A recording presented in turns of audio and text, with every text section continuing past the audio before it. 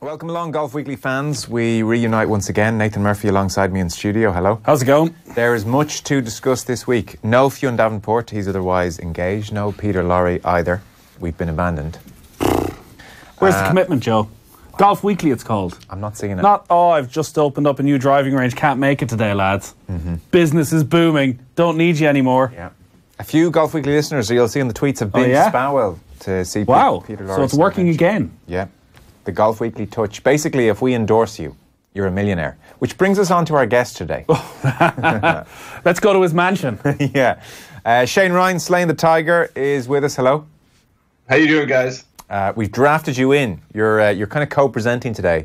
Don't get too excited. There's no fee. I'm very excited. Yeah, that's hosting, right? That's Irish for co-hosting. Yeah. So we're going to start with some tweets, which is what we do, and then we're going to kick on for a general riff for about 30 minutes on what's going on in the golfing world or what's taking your fancy. So, Own Small, first of all. Lads, surely Sergio should be banned for a few events for unsportsmanlike conduct. Make an example out of him now to make sure nobody does it again. Well, I didn't think anybody was damaging 5 greens in the first place anyway, but we'll come to Sergio in a second. Dermot O'Reilly, Sergio Garcia is a shithead. Discuss. Hashtag friend of the pod. Jimmy Harlow, whose actions are worse for the game? Garcia or Simon Dyson? That's an interesting conundrum. Gerald O'Dwyer, everything about this week's Pro-Am at Pebble Beach is excellent. Only downside is Bill Murray acting the fool. Oh, that's harsh on Bill, is it? No? You know, I agree with him in one way. I've gone off the AT&T Pro-Am. The novelty is worn off because there's no young entertainers anymore, Joe. It's just a fact of life anymore. I did see a video of Nick Fowler trying to interview Clint Eastwood as they walked down the fairway. It was a little bit awkward. And I love Bill Murray. We all love Bill Murray. Sure.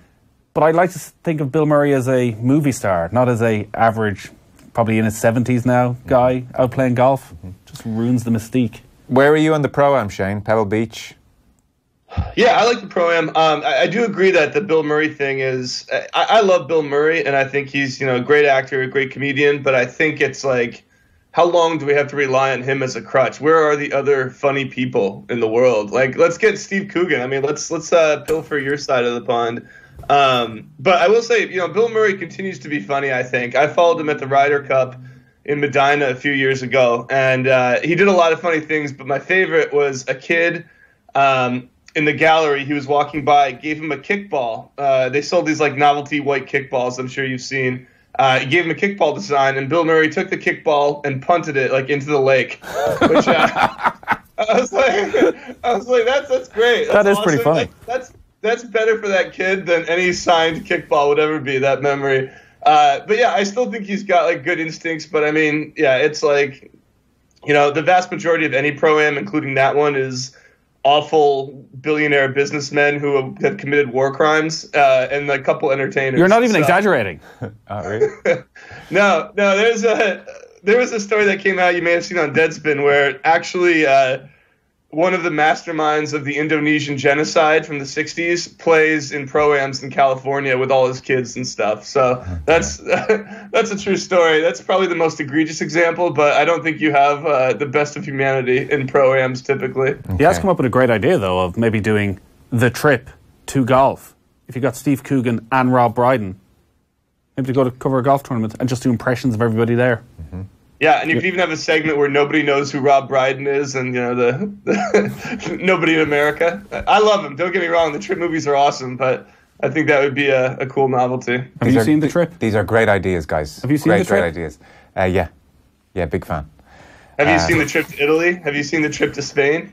I've seen all the trips. There's a new one coming out. There's a new one coming out. The Trip to Greece. Okay, great. Yeah, no, good. I just feel like, that European Tour video where the players come up with terrible ideas. I feel like I'm suddenly in an episode of that with you two. Wow.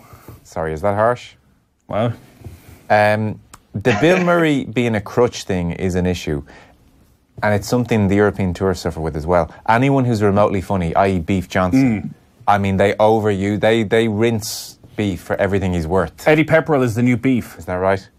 He definitely is. Yeah. Colin Farrington in touch then, he went to Peter Lorre's. Peter Lorre's a former European Tour golfer, regular here on the show, Shane, and he's opened up a new driving range. So Colin went and enjoyed the facilities. Place looks great. A few more targets, and we're laughing. He wants a few more targets to aim at. Aaron Grantham. Oh, this is on the leaving in the pin business. Great podcast team, thanks. On the subject of leaving the pin in and out for amateurs, I recently experienced the worst side of that, where additional time was taken to take the pin out and then put it back in, depending on preference. Nightmare. This is exactly what we spoke about last week. Yeah. In, out, in, out, in, out. It's delaying things. Get it over with quickly, Joe. That's what people are looking for here. Oh, dear. Kieran Woods, loving the back nine of the Phoenix Open. Does anyone want to win it? Yeah, we'll get on to that in a second. Great pod this week. When will we be discussing a North Korean tour stop on the back of Saudi Arabia? Jade Dubai and Nathan enjoyed the working the shaft discussion last week. Said it was the highlight of the pod. Fionn did love working the shaft. Yeah. And then Paul doing... flagging for amateurs, helping the speed on my rounds. It allows chipping and putting at the same time in a group. It's encouraging ready golf. Well, that's good. And then finally, for the tweets, for the time being, Owen Murphy. Bryson DeChambeau may have his own unique approach to the game, but I just find it too mechanical. He thinks he's revolutionised the game when in fact he's just a slow player who is boring to watch, and Koepka was right to criticise him. They are your tweets. We're talking about the week's golf next. So, Shane Ryan, where do you want to start? I suppose if we're reflecting on 29 thus far, the great pity of 19 thus far is that we don't have footage of Sergio Garcia hacking up each of the 5 greens in Saudi Arabia. We just have him losing his mind in a bunker, which admittedly is excellent, but I feel like we've been robbed of these 5 greens. Yeah, I mean, that just shows, I think, that you're a little bit credulous if you don't believe that the European Tour not only has this footage, but they're sitting on it, and I think probably using it as a subtle threat to Sergio to act correctly, or else this is coming out. We're going to show you dragging your foot or gouging it or whatever he did. That's an actual conspiracy theory on golf Twitter. And the official story is the Sky cameras weren't going that early because Sergio was out. But I don't know. As an American, I really think we should lean toward the conspiracy theory first. The story I had just forgotten, or maybe I hadn't seen it in the first place, that Sergio back in Miami a number of years ago had spat in the cup when he missed a short putt. He's a petulant man. I was going to say a petulant young man, but he's now in his 40s, Nathan. Yeah, the whole thing is bizarre, firstly, when it started to come out last Saturday morning, and also, frankly, disgraceful. How he has got away with this, with no reprimand. All right, disqualified from the tournament from a place he clearly didn't even want to be in the first place. Mm-hmm. But when you consider some of the little misdemeanours that have happened over the past couple of weeks, and it takes them nothing to smack down on the little guy, there's no question if this was your average journeyman, if this was a 17-year-old Chinese player, he's getting banned for 6 months. He's getting banned for a year. And it's a massive missed opportunity from the European Tour. Maybe Sergio is the most popular guy out on the European Tour. Maybe there's a lot of love from the other senior figures, and if you were to go for Sergio, there'd be consequences. Yeah. But, like, how many chances does one guy need? From a golfing point of view, and from just a personality point of view, you mentioned the spitting in the cup. The fried chicken comment. He's done very well to come back from that. There's a lot of things stacking up that suggest that he's not petulant, he's just not a good guy. Yeah, the evidence is mounting. I from a European Tour perspective, Shane, you just have to presume that they feel banning Sergio from their events and he'll just go off and play a PGA Tour event that week. The European Tour will just feel like, well, look, we're desperate to have all these guys anytime we have them. So it's self-serving to ban a global star like Garcia. But I can't see why he hasn't been banned for an event or two, or at least hit with a massive, massive fine. Yeah, I mean, they're cowards, really. That's what it comes down to. They're in a weak financial position compared to the PGA Tour. And, probably generally, I think the European Tour it seems like they survive on Ryder Cup revenues every few years. But, yeah, I mean, the guy destroyed greens. Imagine even if you did that on a municipal course, if you were a regular golfer, you'd probably be banned for a lifetime. I think the European Tour for sure should be banning him. I think it's embarrassing. You mentioned the fried chicken comment. I was just thinking it's really good for Sergio that he said that when he did. Imagine if he said that a year ago. The fallout would be so much different, and rightfully so. I've liked Sergio every time I've talked to him, but it just shows, like, when his emotions go up, he's a really kind of a jerk. I think petulant is the right word. The sense of entitlement it must take to feel like, the conditions aren't pristine, and so you're actually going to destroy part of a golf course and make it worse for your fellow competitors and everything like that. It's just kind of astounding in golf. And we mentioned the Simon Dyson thing where he had, I think it was a suspended ban for 2 years, but it was a really big deal, even if he wasn't practically banned. If what he did, which is tapping down a spike mark, merits that, how is there not at least a year ban for the European Tour? And I'll say this too, the PGA Tour shouldn't allow, in this hypothetical case, shouldn't allow themselves to be the fallback. If the European Tour did something like that, I think the PGA Tour in solidarity should also say you're banned from here. You're not just going to skip here, skip over to America and play there. Yeah, it is a real cop-out. I mean, your point about a ban for life, if one of us did it, is probably quite true. I don't know if you're familiar with Lawrence Donegan, Shane. He's over in the US now. He's been a journalist, he's been a caddy, he's been a musician, golf writer, and always a very interesting commentator. Yeah. He made the point... Sorry, yeah? I was just going to say, Lawrence Donegan, I like him a lot. He was always really nice to me. He recommended a great Indian restaurant in Glasgow when I visited, and then... a few months ago, I was like, I haven't heard from Lawrence Donegan in a while, and I checked his Twitter, and I'm blocked from his Twitter. Is that right? So I have no idea why either, because I really like him, and I thought he liked me. He has a podcast too, and I was really close to going on it, and something happened where it got canceled the day of, back in 2014. But yeah, I was like, I don't know what happened there. He doesn't like me now. Right, well, I suspect, Shane, we're about to find out. Well, that aside, he made... an interesting point when we talk about the Sky cameras or no cameras picking up what Sergio did across 5 different greens. I also share a skepticism about that. I find that surprising that pretty much every shot isn't being covered, especially when there's marquee players like Sergio out. Now, maybe I'm wrong, maybe there is no footage, but Donegan made the point that, there are no journalists out there covering golf anymore, so these players are never held to account in any great way. Is that similar story on the PGA Tour? Are the golfing correspondents at newspapers, national and regional, amongst the first to be cut in the last decade or so, Shane? Yeah, I mean, I think in golf it's been particularly true for a long time.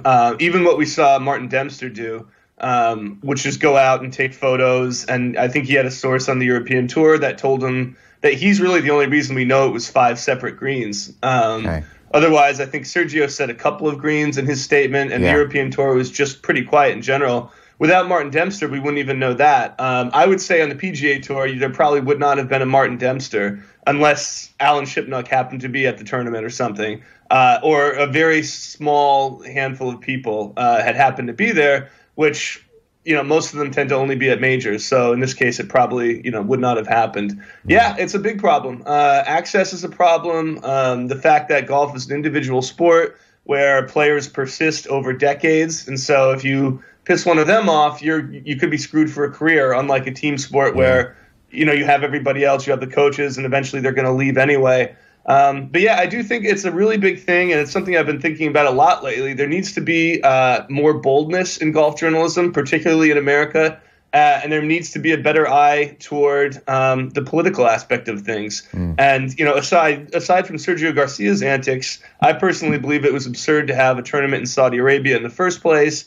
We had Matt Kuchar's thing with tipping the Mexican caddy a few weeks ago. I think there needs to be more discussion about this stuff and more honest sort of accountability measures for the players, for the tours, for the organizing bodies, whoever's involved. It's funny you mentioned the numbers covering golf tournaments. I saw a photograph, and maybe it's not that unusual because it's Hawaii, but Jordan Spieth was doing a press conference for the Sony Open, and it was up on the PGA Tour page.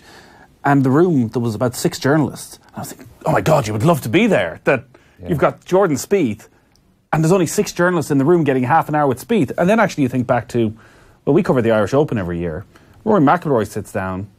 Probably 10 journalists in the room for the biggest star in the game. Yeah. There's not this huge, widespread interest where there's an overflowing press box because, like any big sporting event, actually you can generally get to ask questions if you want to go. But then the other side of it is, what questions do you want to ask if you're there it's true. On a regular basis? Funnily enough, on Sergio, he was before the media in Saudi Arabia ahead of the tournament. And obviously the controversy the week before was about Hao Tung Lee and lining up the putt. And he was asked about Keith Pelly coming out and making the statement and very much backing the player. And he said, yeah, I mean, it's always nice for Keith to look after us. But at the same time, you know, you got to be careful, because if you start making exceptions here and there, then where do you stop? Oh. Wow. Sergio, he loves the rules. What can you say? Well, it's interesting you bring up Simon Dyson, because we spoke about it on the podcast last week with Peter Lowry, who was part of the rules committee. So there's two sides of it for Simon Dyson. His career has obviously suffered massively. Yeah. But he's also been completely ostracised on the tour. He's a pariah. There's no sense from this at all that when Sergio returns, and maybe I'm totally wrong and maybe it'll play out differently, but there's no sense that when Sergio rocks up next week at Riviera that people will be going, oh, Sergio, have you let the entire game down? Yeah, that's an interesting point. It's just he moves on. Like, what? When you think about it, it looked, certainly from some of the pictures that Martin Dempster took, it looked as though he took a wedge to the green. It looked as though he took a good, like a Sam wedge, and just took a good chunk out of it. Well, if it was anything close to the mood he was in around the bunker footage, he was in fairly destructive mood. Well, just on that as well. So, in terms of fines and that, so his issue with the bunker was that the bunker hadn't been raked correctly, it seemed to be.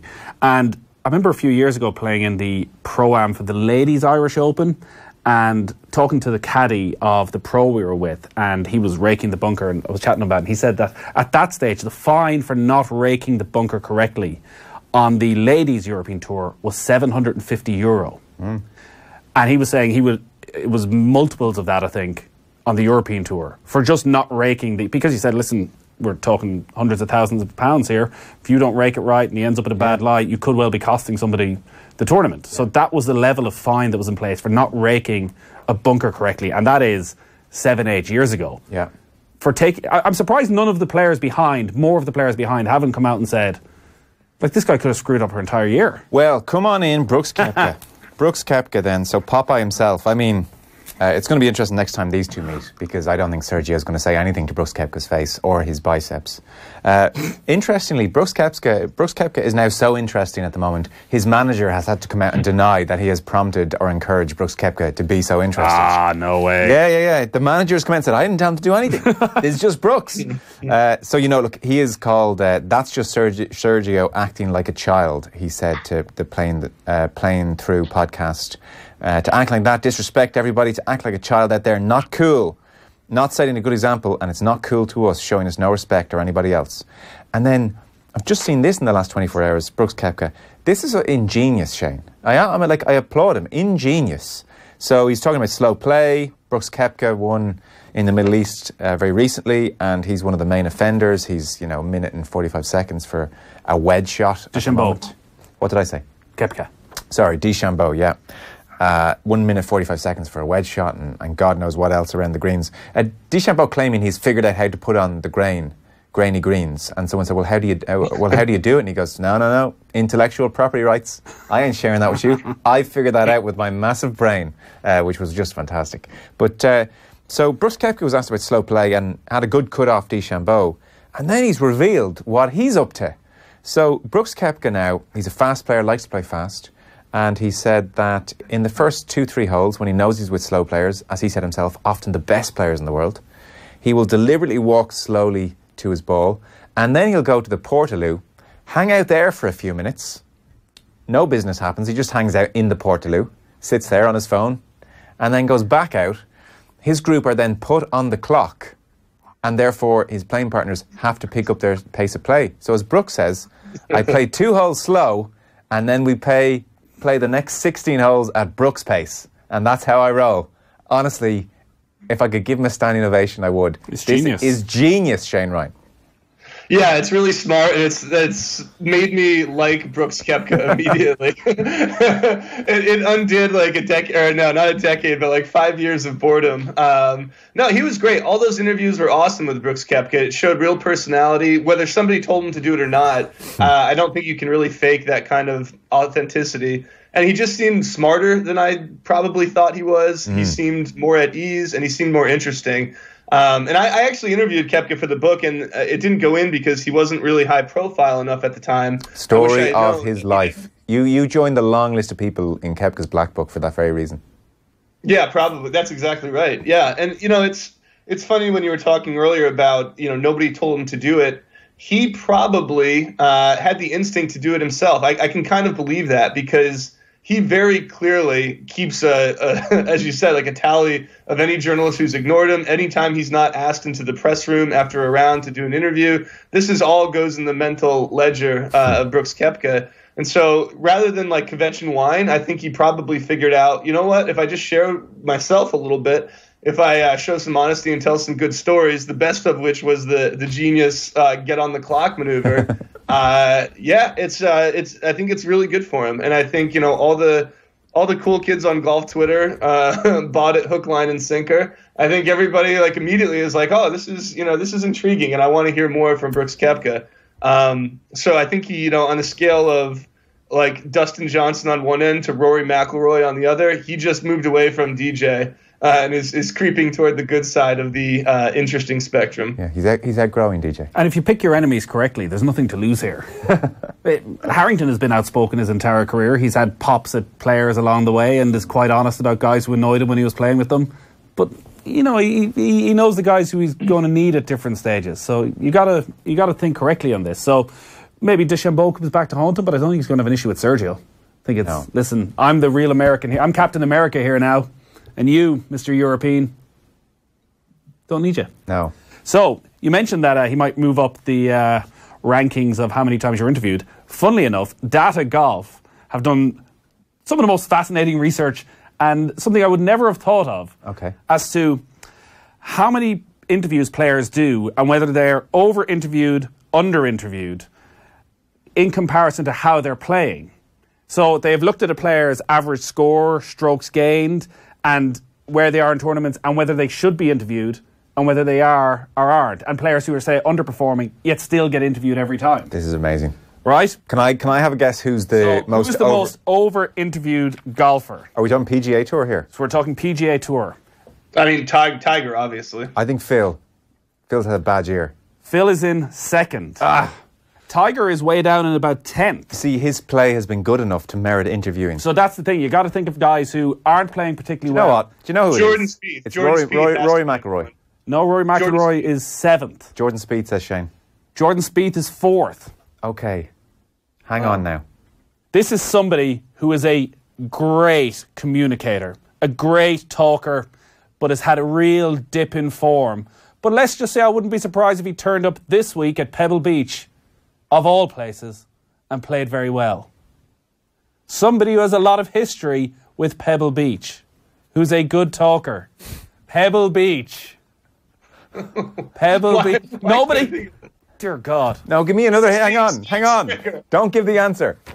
Stop looking at the page upside down trying to get it. I'm not. So they can't play well. Hasn't been playing particularly well. Who's always interviewed who doesn't play well? A great talker. I mean, I just feel like you're talking about Phil. No. This guy is above Phil. He's a Ryder Cup player. He's been a Ryder Cup player. Major winner. What is happening right now? I can't. In his 30s or 40s? He is going to be 40 in the next few months. This is so specific. So this is a huge year for him. He's going to turn 40. He's going back to Pebble Beach. Graham McDowell. Yes. Oh! Finally. See, I was going to say him, but how is he over-interviewed? He's not... Is he interviewed a lot? I mean, he does like being interviewed. Number of rounds played, 570. Number of interviews, 140. Yeah. Predicted number of interviews, 72.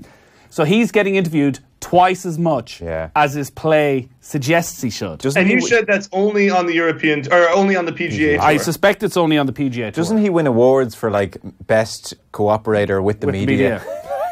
Yeah. The top 10 won't come as a huge surprise. So Graham McDowell first. Yeah. His play, he's had a particularly bad year. He shouldn't be interviewed at all. Phil Mickelson second. Yeah.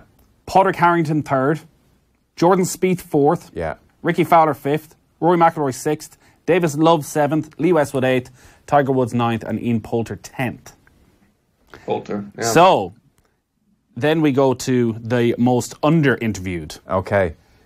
You'll never guess who these are because a lot of them are just journeymen. One of them is King of the Journeymen. Who's the King of the Journeymen on the PGA Tour, Shane? The guy William McGirt. No, the guy who literally just gets wheelbarrows of money year after year after year, generally without ever winning until last year. Oh, your man. Howell, Charles Howell. Charles Howell III. He's only been interviewed 63 times, though he should have been interviewed 137 times. Second place, and Joe, you've got unique insight in this guy. Come on. Hideki Matsuyama. Hideki, it's fair to say Hideki. He's English. Doesn't really speak much English. It's English. So that's fair enough. Pat Perez, general feeling seems to be Pat Perez doesn't get interviewed because he may say something quite libelous. Okay. You've also got John Senden, Robert Allenby, who I would want to talk to on a regular basis. It's a two-way street. Allenby might be saying, not today. Yeah. KJ Choi. Grand. Brian Gay, Vijay Singh. Vijay, I'd say, is turning down a lot of interviews somehow. Yeah. And then other notable golfers. So, Brooks Koepka was interviewed 85 times, should have been interviewed 93 times on his play. It's about right. See, Brooks is probably getting interviewed around majors, but not in regular tournaments where he's just not performing very well. And so Phil's playing and Phil is 2 under par and just makes the cut. Yeah. You're still going to want to talk to Phil. Whereas if Brooks just about makes the cut previously, until this week, you'd never want to talk to him. Brooks is about to move up that ladder, I think. That is very interesting, yeah. So, a few of the Irish are good talkers. Yeah, the Irish are doing well. 3 of the top 6. The other bits and pieces going on over on the European tour, we won't dwell too much on it. It's not a good field. It's over in Australia and mostly Australians playing it. However, James Nitties has equalled a record which goes back to 1989. Mark Calcavecchia. Sorry, it goes back to 2009. He's the 1989 Open champion. Mark Calcavecchia, most successive birdies on a day in competition. James Nitties has equalled that. 7 birdies in a row is the record. That's the big headline news out of the... Did you see his moustache? I would have thought that was the main talking point. Headline. No. Pebble Beach Pro-Am. What's interesting about that is so there is actually something interesting about the Vic Open. Yeah. It's been run concurrently with the women's event. So the men and women are playing at the same time. Okay, nice. 2 separate tournaments, but at the same time. Okay, interesting. That is interesting. Dustin Johnson is the favourite for the Pebble Beach Pro-Am. Jason Day, second favourite. Jordan Spieth, Tony Finau, Tommy Fleetwood, Matt Kuchar, Phil Mickelson, around 25-1, as is Adam Scott, who is always putting with the pin in it at the moment. Adam Scott did well last week. The week before. Ches Reeves there, Brandon Grace, who finished second to Rickie Fowler. Shane Lowry's there, 33-1. Rickie Fowler, the Phoenix Waste Management Open. I know everyone's in Super Bowl mode, Shane, so you're forgiven if you didn't see it, but it looked like he was going to squander a 5-shot lead. The 11th was the amazing moment where he takes his penalty drop, walks away for a few minutes, and then his ball rolls into the hazard. And he has a discussion with PGA Tour rules official, this is his real name, Slugger White. And Slugger says, I'm sorry, you have to take another drop. And but for Brandon Grace blowing up himself on the 17th, Rickie Fowler would have blown another tournament. 30 years of age now, Rickie Fowler. This is just his 5th win, Shane.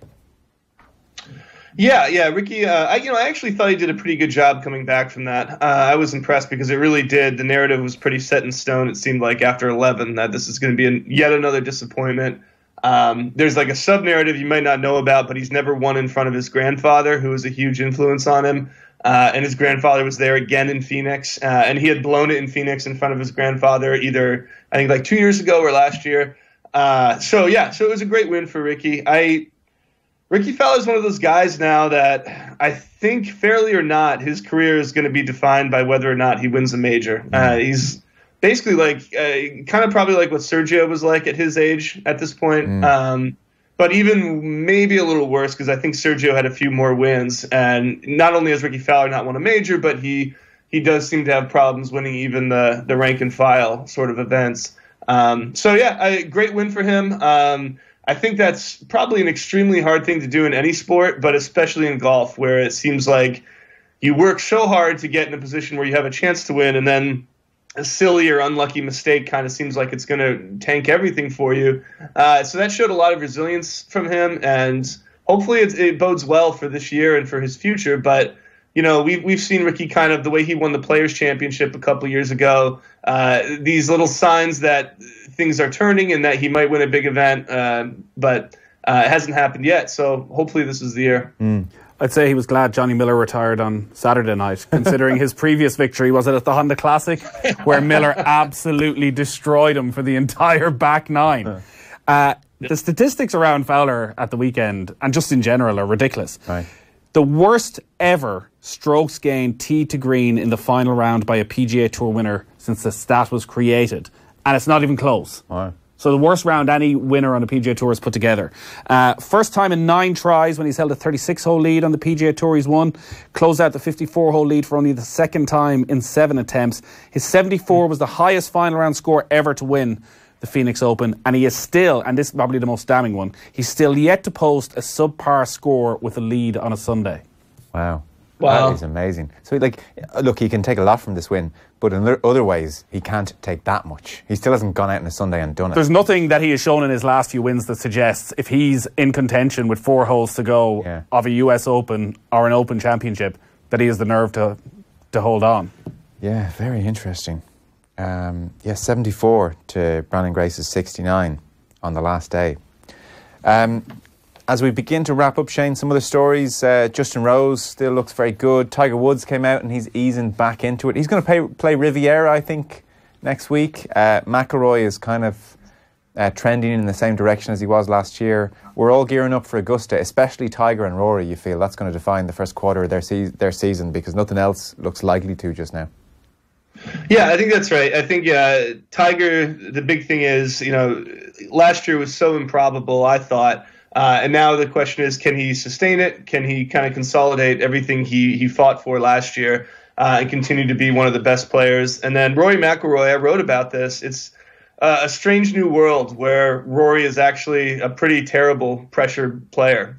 In fact, gone from one of the greatest to somebody who reliably seems to blow it in big situations. So we're in the same position now with him that we've been the last couple of years where he's playing what seems to be really good golf. You'd expect him to be in contention at least one major this year.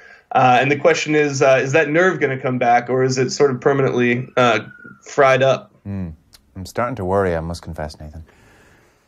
Yeah, there's no consistency. You just sort of feel that maybe he has that week on the right week. Yeah. And that's all that matters. Yeah. That then maybe he takes something from that. Yeah. And kicks on. And kicks on again. Yeah, there is the distinct possibility he could win a glut of them. He could win 3 out of 6 in a glorious 18-month period. If you have to put him at an end-of-career major number, Shane, what would you guess at the moment?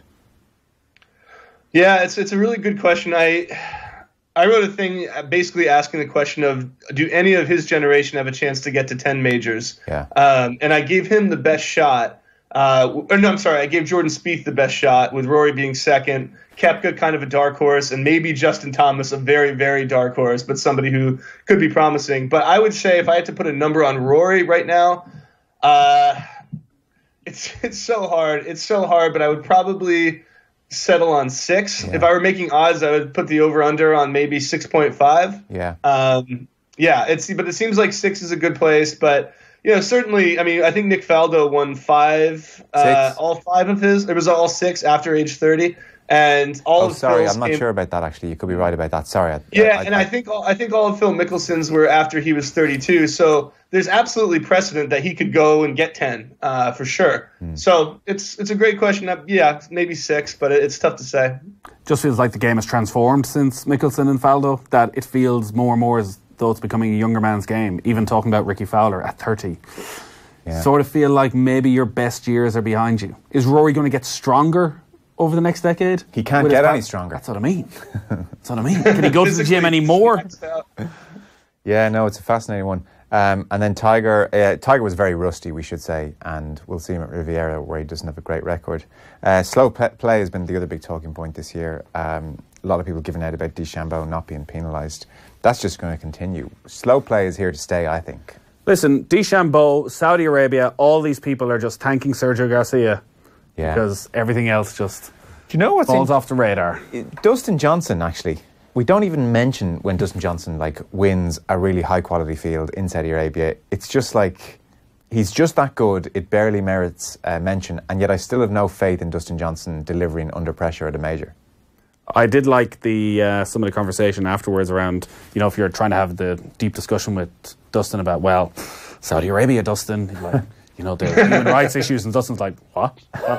What are you talking about? That actually legitimately he might be able to get away with it. He's allowed to give him a free pass. I'm just a golfer, I'm not a politician. He just keeps on winning. The more he wins, the more you look at Dustin Johnson and think, one major, you'd want to step up a gear here. He is the great underperformer of that generation. He should have been in your piece about who's going to get to 10.